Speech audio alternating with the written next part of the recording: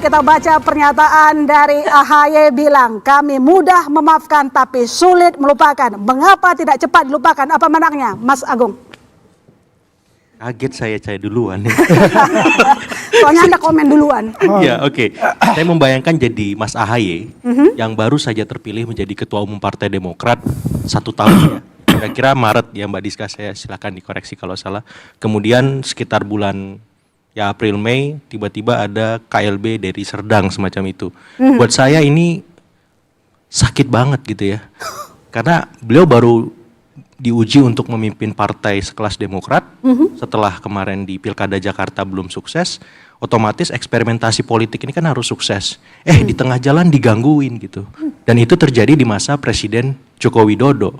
Artinya pihak yang paling bertanggung jawab di situ adalah Presiden Jokowi karena yang orkestrasi itu adalah Pak Muldoko semacam itu. Jadi menurut saya ya ini sebuah nokta hitam yang memang susah untuk dilupakan tapi termaafkan.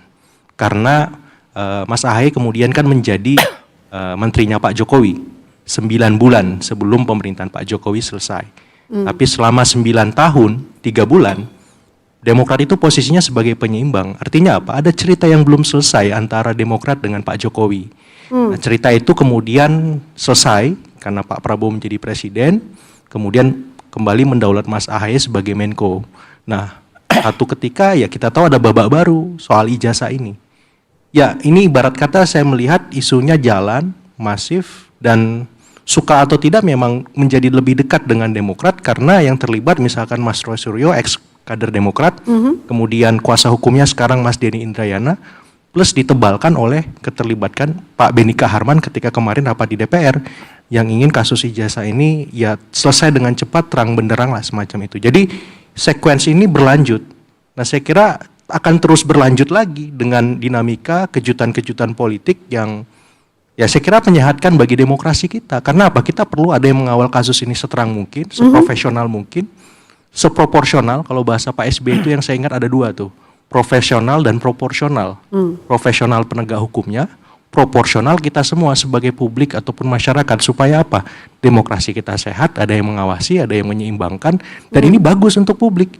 Akhirnya kita tahu bagaimana sebenarnya kasus ini berlanjut, terbuka, dan bisa mencerdaskan kita semua. Artinya konstruktif gitu, bukan lagi sebatas debat kusir, debat nggak jelas, karena kan ini sudah dibawa ke ranah hukum. Tinggal diungkap ujungnya, persidangan seperti apa, bukti-buktinya, dan ya saya yang sebelumnya agak lesu-lesu dikit soal ijazah, jadi semangat lagi gitu. Karena apa? Karena ini sedikit banyak bisa mengisi diskursus kita di tengah masyarakat. Mungkin sebagai pengantar begitu, Mbak. Baik, Mbak Diska, belakangan terakhir kita melihat adanya perdebatan dari pendukung Jokowi dan juga maupun dengan orang dari Demokrat. Ini sebenarnya ada apa? Panasnya gara-gara di DPR sama AHY atau bukan? Gini Mbak, sepertinya kita harus melihat ini dari konteks per konteks. Pertama, kalau melihat bahwa apa yang dikatakan oleh ketum kami, konteksnya adalah pada saat itu sedang menghost di rumah perjuangan Partai Demokrat. Kami di sana sudah 16 tahun. Hampir 19 tahun kami di sana. Sudah ada asam garam di rumah perjuangan itu, di pemerintahan, di oposisi, kembali ke pemerintahan bersama Presiden Prabowo. Lalu dan salah satunya adalah perjuangan yang kita tahu sendiri, ada upaya inkonstitusional yang kemudian berhasil direbut, dan itu adalah bagian dari perjuangan. Dan menurut kami sah-sah saja kalau misalnya kemudian ada tamu datang ke rumah perjuangan lalu kemudian berbicara tentang itu, menurut kami itu sah-sah saja. Yang kedua, konteksnya Pak Benika Harman. Kita tahu bahwa itu terjadi pada Balek, pada sidang Balek, di mana sidang Balek itu tentang UU pendidikan dan dosen, di mana di situ juga terkait banyak sekali sertifikasi. Jadi menurut kami rasanya ini seperti cocok logi, dicocok-cocokkan untuk mencari kambing hitam atas isu yang sudah berlarut-larut. Padahal kami di Partai Demokrat tidak tahu dan tidak ingin ada dalam pusaran ini. Pusaran ini menurut kami ini adalah diskursus publik yang sangat tidak produktif. Apalagi sekarang saat ini ada banyak diskursus publik yang seharusnya menjadi perhatian kita selain tentang ijazah. Apalagi Partai Demokrat saat ini ada di pemerintahan. Kita ingin menyukseskan pemerintahan Presiden Prabowo. Kita tahu sekarang ada bencana alam. Dan ada kami sekarang Pak Menko AHY sekarang jadi Menteri Koordinator Infrastruktur, di mana di sana juga ada banyak pekerjaan yang seharusnya menjadi diskursus publik. Ini sama sekali tidak produktif untuk terus menjelaskan tentang ini dan bahkan mencari kambing hitam seolah-olah cocok logi. Jadinya Demokrat lagi, Demokrat lagi. Padahal banyak sebenarnya pihak-pihak lain yang juga mencoba untuk menaikkan isu ini. Tapi kemudian Partai Demokrat lagi yang dikambing hitamkan. Ini seolah-olah cocok logi saja. Padahal ini menurut kami ini adalah isu yang tidak produktif di tengah banyak sekali isu yang harusnya menjadi permasalahan kita dan kami tangkap. Bang David, jadi menurut Anda ini cocok logi atau ada intensi politik? Ya, jadi ada beberapa hal tangkapan publik terhadap situasi ini ya. Pertama, sebagai negarawan ya, para negarawan yang memegang jabatan-jabatan publik itu, saya menangkap ini sebagai pertama sinisme politik. Sinisme politik, tendensius politik yang sebenarnya itu di tengah guyupnya para petinggi-petinggi republik ini, pada elit politik yang digagas oleh Presiden Prabowo bahwa kita nggak bisa membangun republik ini dengan kekuatan sendiri. Para pemimpin ini, para partai politik ini harus guyup, membangun harmoni bangsa ya. Nah, dengan situasi ini ada beberapa hal yang terkonfirmasi ya. Kalau selama ini Pak Jokowi mengatakan ada the man behind the gun dari kasus fitnah ijazah. Tapi kan beliau nggak pernah menyatakan bahwa siapa itu. Nah, publik kan mencari-cari. Nah, dengan munculnya beberapa, pertama tadi sinisme dari Beni Kaharman ya, itu di dalam sidang resmi kan. Nah, dengan sinisme itu kan publik menangkap. Makanya kenapa Kompas mengangkat hari ini, karena itu isunya kencang, merujuk kepada tokoh-tokoh tertentu. Dan ada benang biru dari semua ini, atau ya benang merah, benang biru. Pertama, beliau menyatakan itu di dalam sidang DPR resmi. Yang kedua, turunnya siapa itu yang dari Australia ya untuk menjadi Denny Indrayana, gua nggak tahu. Pokoknya turun dari Australia untuk membela kasus ijazah palsu.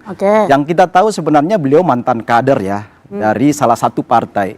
Roy Suryo juga itu kan mantan kader dari salah satu partai. Ya, itu benang-benang jahitannya di situ. Kemudian ya lalu kemudian ditimpali oleh Pak Amir Syarifuddin ya. Kemudian siapa lagi Syarif Hasan ya. Amir Samsudin. Jadi semua ini ada keterkaitan jahitan benang sehingga opini publik itu menangkap pada satu komunitas tertentu, walaupun Pak Jokowi nggak menyampaikan secara terang benderang siapa itu. Tetapi kan publik mereka-reka dan itu jahitannya tadi itu ketangkap semua itu. Nah, sehingga yang kita mau katakan bahwa sebagai para negarawan seperti Pak Jokowi itu kan dihina, dicaci tetap aja dengan santai menanggapi. Ya kita ini sebagai relawan beliau yang turun juga melakukan pengimbangan opini bahwa tuduhan itu fitnah dan akan dibuktikan pada sidang beberapa waktu ke depan ini, dan sudah jelas kan arahnya itu sudah sangat jelas, ada tersangka ya dari berbagai proses semua lembaga mendelegitimasi berbagai lembaga. Misalnya UGM itu sudah menyatakan nggak ada pemalsuan dalam hal ini, tapi masih terus dilawan kan. Jadi disharmoni bangsa ini karena isu-isu kaitannya sama benang biru apa? Ya, itu benang merah, benang biru itu kan jahitan-jahitan yang merujuk pada satu kesimpulan bahwa ada tokoh di balik isu-isu ini. Sinisme politik, Mbak Diska. Ada benang biru dari semua kegaduhan yang terjadi, itu sih simpulan dari Bang David. Iya, sinisme itu kan muncul dari perasaan. Dan perasaan itu kan sebetulnya adalah hak prerogatif personal ya, bukan masalah publik. Jadi bukan begini. Pertama, Pak Beni pada saat itu bahkan tidak menyebut nama selain Pak Asrul Sani. Sehingga apabila kemudian ada yang merasa tersindir, ada yang merasa bahwa ini adalah bagian dari tersindir, itu kan bagian kita aja, Pak, kita aja bahkan tidak bisa mengendalikan perasaan sahabat kita sendiri. Apalagi ini mengendalikan perasaan orang lain. Jadi biarkanlah yang terbawa perasaan itu yang kemudian harus membuktikan, dan itu bukan masalah kita.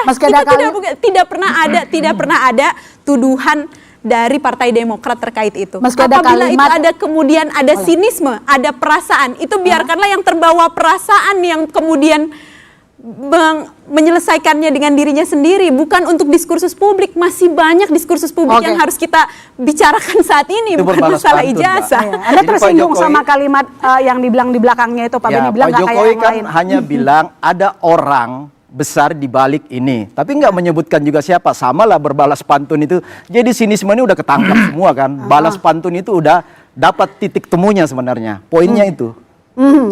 Kan di situ ya. Itu kan, itulah kami merasa bahwa ini kan sebetulnya adalah, kalau ada yang merasa tersindir, maka itu adalah perasaannya dia, sehingga biarkanlah yang terbawa perasaan itu, yang baper itulah yang kemudian harusnya menyelesaikan itu, bukan kami. Itu yang pertama. Lalu yang kedua, kalau misalnya dikait-kaitkan lagi dengan Partai Demokrat, kita tahu Bapak sendiri tadi menyatakan bahwa itu adalah mantan-mantan kader, bukan Partai Demokrat. Saat ini Partai Demokrat tidak mau dan tidak ingin ada dalam pemerintahan ini. Tidak ingin dan tidak mau ada dalam pusaran ini. Yang pertama itu. Dan yang kedua, apabila kita melihat bagaimana harmonisasi, kita tahu bagaimana Mas Ahaye, Pak Jokowi, Pak SBY, dan Mas Gibran. Bahkan Mas Gibran datang pada saat ulang tahunnya Pak SBY, datang ke Cikeas. Apa itu tidak sudah cukup untuk membuktikan bahwa ada hubungan yang baik antara keduanya? Pasti, Justru kita harusnya curiga ada yang mau mengadu-ngadu mungkin antara Partai Demokrat dan Partai dan Kan yang Pak ditangkap Jokowi. publik ini kok Iya kan? serentak turun mantan-mantan nih. Nah, itulah. Kan Padahal itu yang dibilang tadi, selain Bang itu, Biro. padahal Semua kan bergerak selain bareng. itu juga ada Nah, itu. banyak yang lain. Itulah makanya kalau yang kayak gini ini adalah bentuk dari bentuknya adalah asumsi pribadi dan tentu saja kalau asumsi pribadi itu adalah bagian dari perasaan dan personal, bukan seharusnya didiskusikan dalam diskusi. Mas Faldo, ini serangan politik atau bukan? Kalau saya Mbak, jujur Mbak Giska, kita baper kalau Pak Jokowi diserbu. Ya, ini sikap kita jelas. Kita di PSI terbiasa untuk terbuka. Pak Beni kabur, Harman. Mudah-mudahan nggak kabur habis setelah bikin statement. Karena apa? Karena saya berdebat dengan 3 orang Demokrat. Pertama, saya berdebat dengan Pak Didi, saya menonton Pak Syarif Hasan, dan menonton statementnya Pak Beni. Menurut kami, hal-hal seperti ini, politik bisik-bisik seperti ini mungkin agak beresiko. Kenapa? Karena publik kita salahkan interpretasinya nggak bisa. Kita di posisi permainan ini, kita di posisi teater ini. Tunjukin kalau seandainya memang enggak. Kalau memang iya, sebut aja juga nggak apa-apa. Minimal sikap jelas. Karena jangan sampai di politik kita sikapnya nggak jelas, Mbak Giska. Saya berbaik sangka nih, di dalam kadar internal, bicara soal perkudetaan itu. Harusnya dijelaskan juga konteks lainnya. Bahwa kala itu yang menang tetap Pak Ahaye, bukan Pak Muldoko. Sebagai ketua umum. Dan ketika itu, Pak Ahaye bertemu dengan Pak Jokowi. Keputusan Kumhamnya apa? Tetap Pak Ahaye kok yang jadi ketua umum Demokrat. Itu satu. Dan yang kedua, dan itu sudah dibuktikan dalam perbincangan itu adalah bagian dari kemenangan dan ngomongnya di perjuangan kadar kami. internal, tinggal dijelasin. Ya, Lalu apa oke ya, hubungan- kita pernah hampir dikudeta nih, tapi alhamdulillah Pak Jokowi tetap menegaskan saya sebagai ketua umum. Kalimat konteks itu dijelasin aja. Mungkin nggak akan begini. Oh, saya sepakat soal kita harus diskusi publik. Diskursus mencerdaskan publik, sepakat banget. Termasuk juga menghadapi Pak Roy Suryo ini yang makin konyol makin hari ini. Sepakat. Harusnya lurusin terus. Walaupun capek gitu kan, kita kerjain. Karena harusnya begitu. Itu yang pertama. Yang kedua, soal ijazah. Berkali-kali Mbak, Pak Didi ngomongnya, udah tunjukin aja. Saya tanya, ini sikap Demokrat nggak? Saya bilang. Saya pengen tahu nih, sikap partai nggak nih? Karena Bapak kader Demokrat, saya bilang. Jangan sampai kita sangka. Kalau mau tarung kita juga siap, gitu loh. Nah, Begini, jadinya Mas. mending jelas Begini, sikap Mas. itu. Kami merasa bahwa apa yang dikatakan saat ini adalah kita melihat pada konteksnya ya, Mas ya. Iya, Bagaimana I know dalam konteks. perjuangan Paham. Partai Demokrat, Paham kemudian sekali. Partai Demokrat tidak harus selalu ini pada saat PKS datang ke Partai Demokrat, dan ini adalah cerita tentang perjuangan Partai Demokrat yang kalau misalnya Mas ada di situ, kita lihat bahwa banyak sekali obrolan-obrolan yang Pak Ahaye, lain. tapi Pak Jokowi tetap yang ngasih ke Demokrat. Oh ya, itu ke mungkin Bapak, kalau misalnya gitu kan? Mas ada di situ, Nah, tapi kan maksudnya ini kan adalah dari PKS dan Partai Demokrat, dan ini adalah bagian kecil dari. Apakah ini lagi menggalang kekuatan PKS dan Demokrat? Kan ke situ larinya orang berpikir. Itu juga adalah asumsi-asumsi pribadi yang Kenapa? menurut kami Kan nggak salah.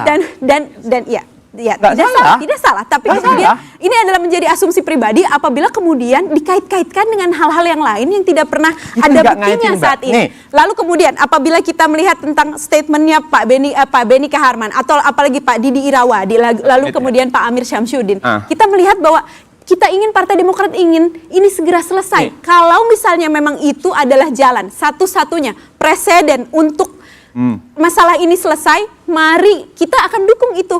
Tapi itu kembali kepada prerogatif Sebenarnya ini soal prerogatifnya etika juga. Pak Jokowi. Sehingga kami melihat bahwa sebetulnya kita ini berempati juga sama Pak Jokowi supaya ini cepat selesai. Mantap. Jika kemudian itu adalah satu-satunya izin, saya cara sampaikan. agar agar isu ini cepat selesai, ya kenapa tidak diselesaikan saja? Begitu loh. Tiga kecurigaan saya sama Demokrat nih ya. Pertama, menarik kita tutang dulu dong. Pertama nih ya. Ini antar partai ya. Pertama, ini kan boleh dong. Ya, pertama itu soal orkestrasi ini. Saya percaya Partai Demokrat adalah partai yang sangat lihat survei. Partai ini partai yang dibangun dengan data. Lalu apa lagi hubungannya, ngapain? Pak, dengan itu? Lalu apa lagi dengan ngapain mau nyerang Pak Jokowi? Lagi ngenggalang kekuatan. Kecurigaan pertama karena timelinenya berurutan nih. Mbak, saya ini isu ijazah ini hampir tiap hari Mbak debat Mbak asli ya ngadepin orang yang sama. Iya, Satu. dan yang menurut kedua kami Mbak. agak susah lalu kemudian yang kedua, untuk kambing hitamkan Partai Iya, Demokrat yang karena kedua, Mas sendiri ternyata tidak selesai permasalahan ini. Sebaiknya itu permasalahannya diselesaikan. Kita hadapi proses hukum, kita hargai dong Mbak. Nggak mungkin dong tinggal tunjukin. Kalau seandainya contohnya Pak Arsul, Obama juga bahkan Bung dipakai Paldo, Mas. saya mau tanya. Oke. Demokrat. Nanti kita Nah, lanjutkan. jadi, Bung Paldo, itu saya yang mau kedua tanya. ya. Nanti Pak kita Roy lanjutkan. Dan Pak Denny. Oke, kita lanjut. Prof Leli, saya punya pertanyaan. Jadi, kader senggol kasus ijazah. Kenapa? Nanti dijawab, kami segera kembali, saudara. Tetap di Bola Liar.